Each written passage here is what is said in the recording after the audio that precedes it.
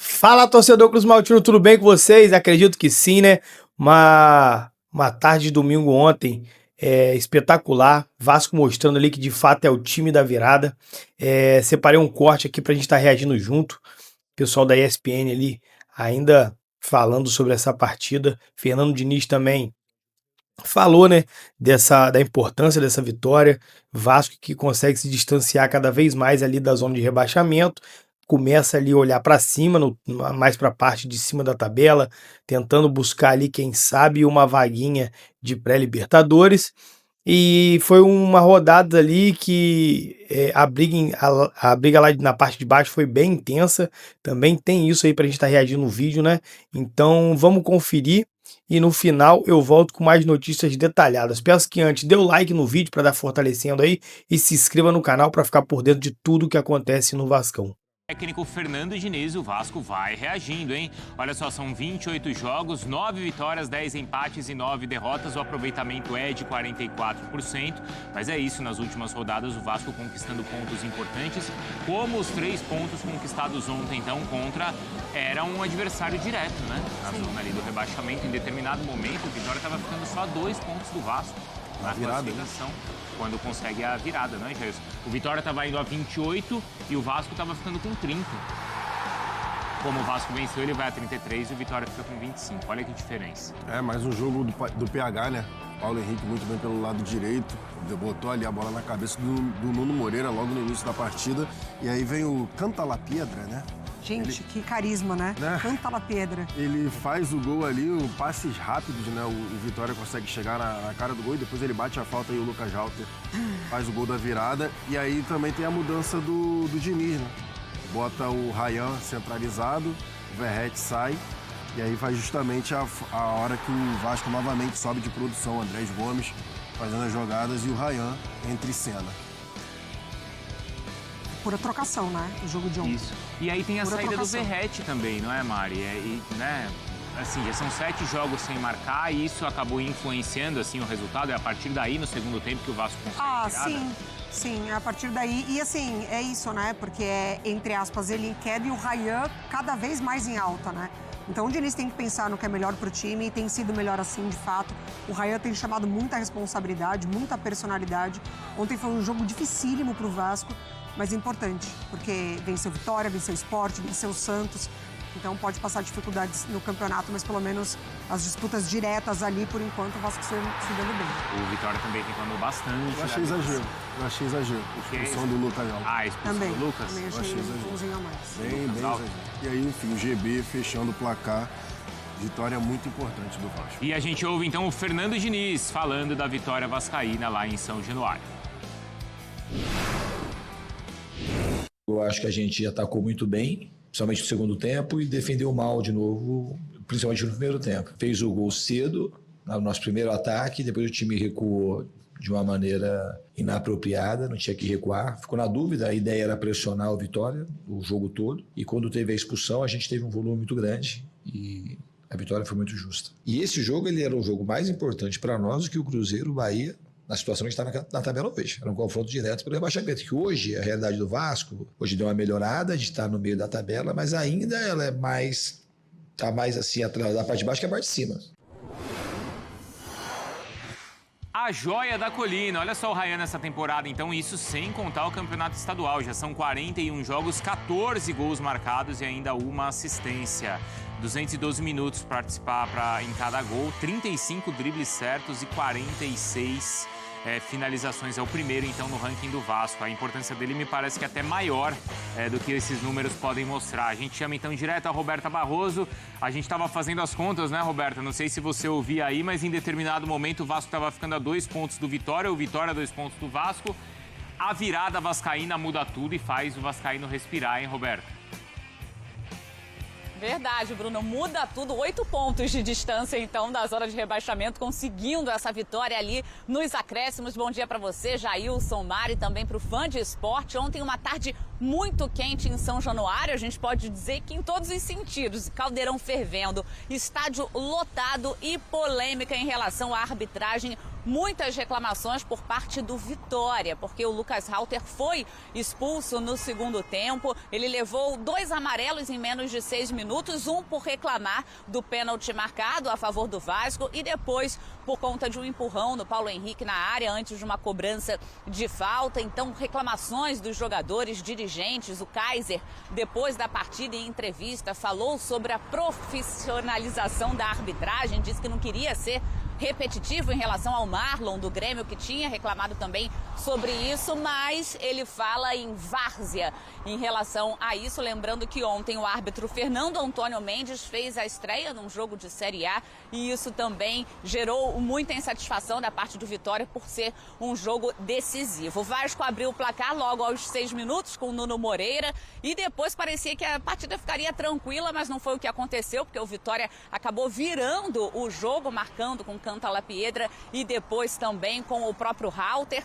E aí o Vasco foi para o segundo tempo com gritos em São Januário que ganhar no Caldeirão era obrigação. E aí, na segunda etapa, mais gols, o Ryan marcando 2 vezes. Até a gente chama a atenção que ali na cobrança de pênalti, ele conversou com o Felipe Coutinho, porque o Coutinho é o cobrador oficial, mas o Coutinho perguntou para ele: Joia, você tá preparado? E ele falou: tô confiante. E aí o Ryan balançou as redes. Depois veio a tal polêmica, porque o Halter foi expulso pelo segundo cartão amarelo. Vitória ainda chegou a marcar um gol com Cáceres e nos acréscimos, mais uma joia ali da base vascaína. O GB marcou, dando números finais à partida, 4-3. E no fim do jogo, na entrevista coletiva, o técnico Jair Ventura falou sobre toda essa polêmica e ele chega agora no Sport Center. Todo mundo vai ter seu primeiro jogo. Eu tive meu primeiro jogo na Série A. Ele acabou sendo determinante no jogo, porque ele tira um cara nosso de uma maneira que não foi, e de repente ele não vai mais apitar o campeonato Série A. Mas a gente perdeu pontos, só que a gente estava um jogo extremamente equilibrado. Só que com a expulsão acabou o desequilíbrio. E eu falo mais, tenta lembrar para mim um jogo que o Vitória estava precisando do resultado e que teve 8 minutos ou mais a nosso favor. Tenta lembrar. A gente não fala de se o cara teve intenção ou não. De repente a gente prepara mesmo, é difícil. Jogar uma Série A não é fácil não. E grandes jogos assim, então, ele acabou cedendo a pressão e o grande prejudicado fomos nós, essa é a grande verdade. 8 minutos de acréscimo e foi justamente aos 51 minutos que o GB deu números finais ali. A partida, o Vasco agora folga esses 2 dias e se reapresenta na quarta-feira para esse período aí da data FIFA. Bruno. Obrigado, viu, Roberto? Então, a reclamação também da arbitragem envolvendo o jogo de São Januário, a reclamação por parte do Vitória. Agora a gente mostra o Ceará, hein? Conseguiu vitória tão importante contra o Santos. O Almeida tá provocando aqui no YouTube. 4-3. O que ele falou aí? Lê aqui, Fê. Deixa eu ver. José Almeida. Onde está o José Almeida? Aqui. Ih, rapaz. Você não vai ler? Agora não. Vamos lá, atenção. Vitória do Vasco. Você manda aqui o seu. Em relação ao jogo, eu acho que a gente atacou muito bem, principalmente no segundo tempo, e defendeu mal de novo, principalmente no primeiro tempo. Eu acho que a gente fez o gol cedo, no nosso primeiro ataque, depois o time recuou de uma maneira inapropriada, não tinha que recuar. Ficou na dúvida, a ideia era pressionar o Vitória o jogo todo, e a gente foi recuando, ficou descaracterizado e a gente sofreu mais do que devia por conta disso. E depois, acho que no segundo tempo, a gente teve muito volume, a gente marcou muito melhor e atacou muito melhor, mesmo quando estava com 10-10, já era para a gente ter virado, a gente virou o jogo, já era para ter feito até mais gols. E quando teve a expulsão, a gente teve um volume muito grande e a vitória foi muito justa. E esse jogo, ele era o jogo mais importante para nós do que o Cruzeiro, o Bahia, na situação que a gente está na tabela hoje. Era um confronto direto pelo rebaixamento, que hoje, a realidade do Vasco, hoje deu uma melhorada, a gente está no meio da tabela, mas ainda ela é mais, tá mais assim, atrás da parte de baixo que a parte de cima. Se a gente perde o jogo hoje, o Vitória fica 3 pontos da gente. E alguns adversários têm um jogo a menos que a gente. Então era um jogo que a gente não tinha o mínimo direito de entrar como a gente entrou. Vamos lá, parte de baixo da tabela. O Sport, que empatou com o Cruzeiro, tem 16 pontos, é o último colocado. O Juventude estava ganhando do Fortaleza em casa por 1-0, tomou a virada, está com 23. E aí o Fortaleza vai a 24 pontos. Tá vivo o Fortaleza, hein? Tá vivo. É difícil, mas tá vivo. O Vitória com 25 pontos, tinha uma grande chance de colar ali no Santos com 28 também, mas ficou com 25. E é aquilo que eu falei semana passada, aliás, no meio da semana. O Santos empatou com o Grêmio, tá? Hoje tomou 3-0 do Ceará, 3-0 do Ceará. E apesar de ter um jogo a menos, todo mundo que tá com asterisco aí tem um joguinho a menos. O Sport, no caso, 2 a menos. Tá com 28 e o pessoal tá colando. Porque essa história de, mas tem um jogo a menos, tem um jogo a menos, tem um jogo a menos, é bom lembrar que é contra o Palmeiras. E é bom lembrar que aquele Grêmio rebaixado tinha 3 jogos a menos. Mas se ganhar os 3 jogos, foi lá e não ganhou nenhum dos 3 jogos, acabou sendo rebaixado. E o Galo tá ali com 29 e preocupa também. Mas 2 jogos a menos. Sim. Então se o Galo ganha e empata, faz 4 pontos aí. Sim, já dá uma... Já dá. E aí já vai pra pontuação do Vasco. Você já deixa o Santos em relação ao Inter com 4 pontos a menos. Exatamente. Aí ele já fica mais no bolo dos outros, né?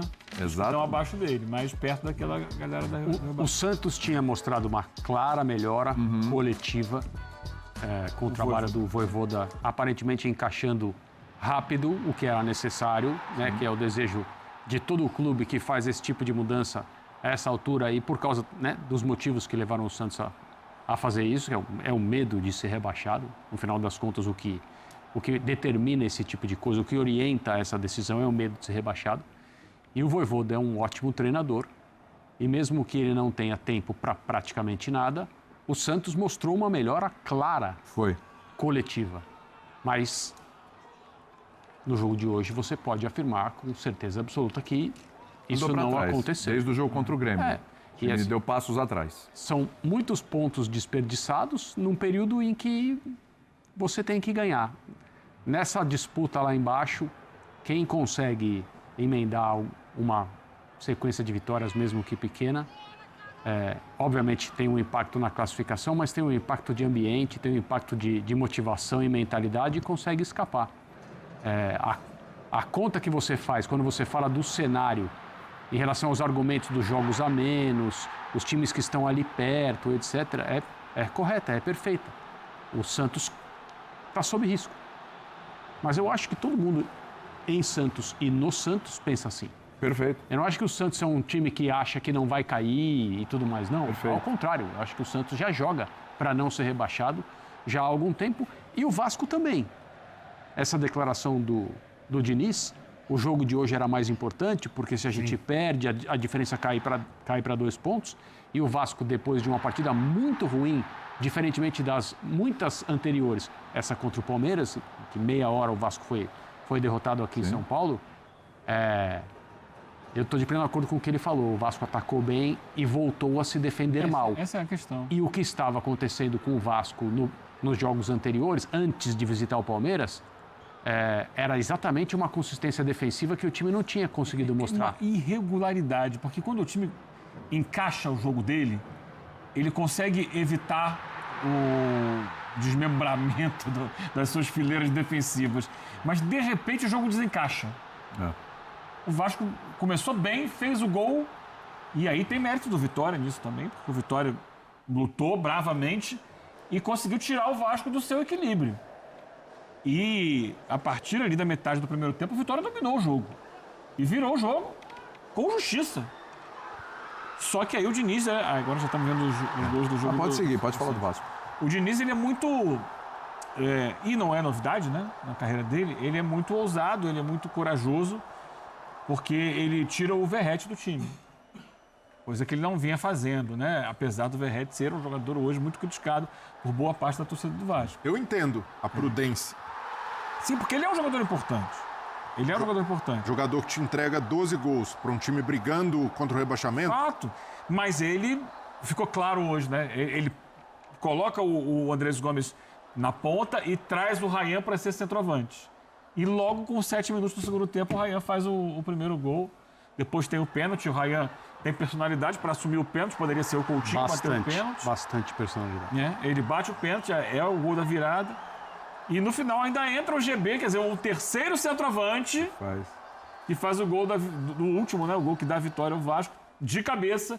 Então, assim... E a lá Verratti, com a jogadinha do Pitão pela esquerda. A lá Verratti. Então, não é só o Ryan que sai da ponta e vai pro meio e faz gol, mas teoricamente o terceiro homem para fazer essa posição entra e faz o gol da vitória. Então, deixa o Verratti numa posição ainda mais desconfortável do que já estava. Além disso, ele já estava jogando com o Hugo Moura na zaga, ele vai adaptando. A partir da expulsão do Alter no Vitória, o Hugo Moura deixa de ser o zagueiro, passa a ser mais um volante, porque ele começa a encher de atacante, né? E o Diniz adora isso. Empilha atacante, porque você vê o time adversário em inferioridade numérica. Você está em casa com a sua torcida, você precisa ganhar o jogo. Claro. Vai botando atacante. E, no final das contas, pagou essa ousadia. No segundo tempo, apesar do gol do Vitória, que curiosamente acontece no lance que foi expulso o Lucas Alter, né? Ia ser cobrado uma falta, ele foi expulso antes da cobrança da falta, depois bate a falta, sai o gol do Vitória. Mas o segundo tempo, a exceção desse momento, foi todo do Vasco. Teve lá um anulado, mas foi um lance isolado. E o Vasco consegue, no segundo tempo, imagino eu que depois de uma bronca no vestiário do Diniz, encontrar. Agora, é o suficiente para ganhar do Vitória. Eu falava aqui na quarta-feira. Na quarta-feira. Né?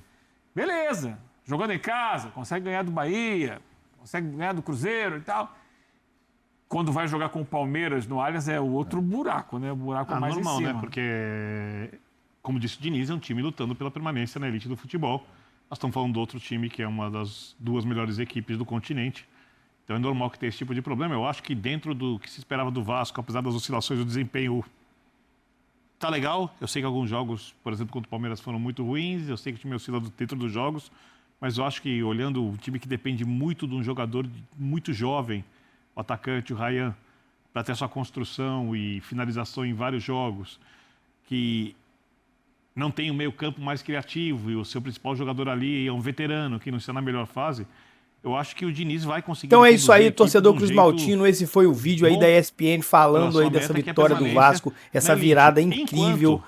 Vasco não se deixando ali abater pelos gols. Vasco saiu na frente, acabou tomando a virada. O Fortaleza, o que poderia ali deixar o time ali cabisbaixo, anímico, né? Não corresponder tão bem, mas o Vasco não aceitou a derrota. O Vasco voltou com tudo. Acho que o Diniz foi muito bem no segundo tempo, deu a chance para os moleques lá da base e eles corresponderam muito bem. O cobrador ali, né? O Ryan pegou de surpresa, acreditava que seria o Coutinho que ia bater, mas o moleque vem numa fase excepcional. Acho que teve uma conversa ali, né? O Coutinho cedeu para ele bater esse pênalti e ele foi lá, converteu, tá jogando muito, tá merecendo olhos aí da seleção, com certeza, né? Tendo um pouquinho de boa vontade com o Vasco, esse moleque é selecionável tranquilamente. E rapaziada, depois dessa rodada insana, depois de tantas polêmicas, teve aí mudança de liderança, né? Mudou o líder, era o Flamengo, agora é o Palmeiras. Então vamos dar uma passadinha pra gente ver como é que ficou a pontuação. Vamos lá, Palmeiras 55, Flamengo 55 também, mas tem um jogo a mais. Cruzeiro 52, mas tem um a mais do que o Flamengo e 2 a mais do que o Palmeiras. O Bahia ali fechando o G4, o Botafogo fechando o G4, 43. Bahia também tem 43, mas está em 5ª posição por critério de desempate. Fechando o G6, Mirassol. Caiu ali algumas posições, mas mesmo assim continua ali uma campanha incrível do Mirassol, que a princípio, né, brigava para não cair, mas está lá beliscando uma vaga direta na Libertadores. Rapaziada, espero que vocês tenham curtido o vídeo, já que ficaram aqui até o final, dê o like aí, tá bom? Se inscreva no canal para dar aquela moral pra gente e até um próximo vídeo, valeu!